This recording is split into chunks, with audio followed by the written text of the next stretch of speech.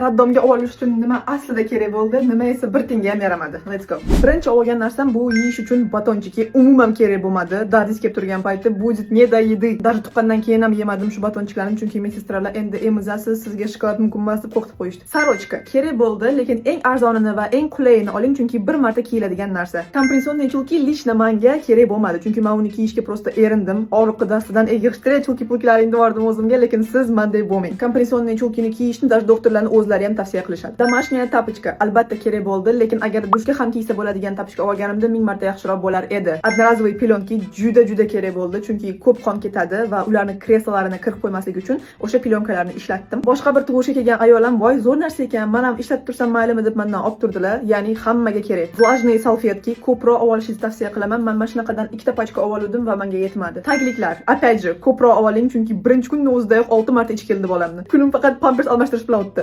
После родовой korset kerak bo'ldi, qornimni bog'ladim.